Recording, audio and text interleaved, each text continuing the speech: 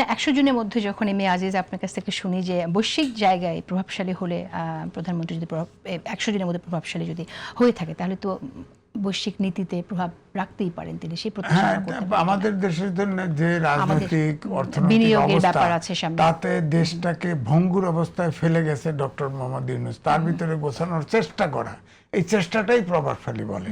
তবে time magazine এর আগে কিন্তু ইলেকশনের আগে তারেক রহমানকে তিরস্কার করেছিল, সুতরাং এদেরও মোটিভ থাকতে পারে, এদেরও কোনো একটা কূটকৌশল থাকতে পারে এই কথা বলার ভিতরে, নাহলে আগে কেন তাকে তিরস্কার করছিল টাইম ম্যাগাজিন।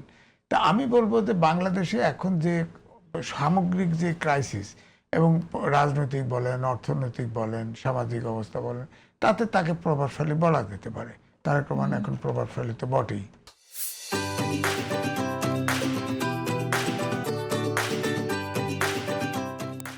খুব আলোচনা হচ্ছে, আমরা দেখলাম যে এনসিপির নেতা হাসনাত আবদুল্লাহ তিনি চট্টগ্রামের মেয়র, যিনি আসলে আওয়ামী লীগের থেকে নির্বাচন করতে চেয়েছিলেন, তার সাবেক মেয়র মঞ্জুরুলের বাসায় গোপন বৈঠক করতে গেছেন এবং জনগণের তোপে পড়েছেন। আপনার কাছে কি মনে হয় যে তিনি কি এটা আসলে সামনের সিটি কর্পোরেশন নির্বাচনের চিন্তা থেকেই গেছেন কিনা, সেরকমটাই অনেকে মনে করছেন। আমরা কিন্তু হাসনাতকে এর আগেও চিটাগংয়ের পটিয়ায় শ্রমিক লীগের সভাপতির বাসায় তিনি মিটিং করেছিলেন, সেই আলোচনাটাও সেই সময় সমালোচনার কথাও আমরা আমাদের মনে আছে। তো আপনি কিভাবে দেখেন যে আপনার আওয়ামী লীগের বিরোধিতার কথা বলছে কিন্তু আওয়ামী লীগের নেতাদের কাছে তাদের যেতে হচ্ছে, তারা কিন্তু বরাবরই চেষ্টা, যেমন ওই সময় সরকার থেকে সব প্রশাসক চেয়ারম্যান বাতিল করে দিয়েছিল না, তাদের মিটিং করে বলছে আমাদের সাথে আসলে আপনাদের এগুলো উল্টো করাই দেব, ব্যাপারটা তাই।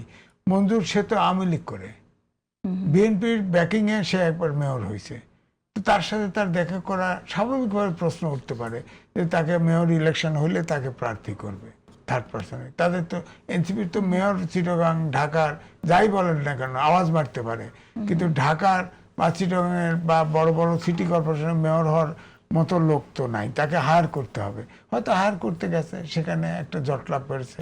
আমি বলবো সে তার এত ঘোরাঘুরির দরকার, এত পাবলিসিটির দরকার কি? পলিটিক্স করে, পলিটিক্যাল হিসাব নিকাশ করে তো মুভ করতে হবে। আওয়ামী লীগের একদিকে বহিষ্কার নিষিদ্ধ চাইবে, আবার আওয়ামী লীগের লোকের সাথে দরবার করবে, গোপন বৈঠক করবে, কেন করবে? সুতরাং যারা তাকে ইয়ে করছে, ওখানে এসে তাকে ঘেরাও করছে, প্রশ্ন করছে, প্রশ্নের সম্মুখীন হয়েছে, তারপরে সে কেটে পড়ছে, এটাই তো স্বাভাবিক।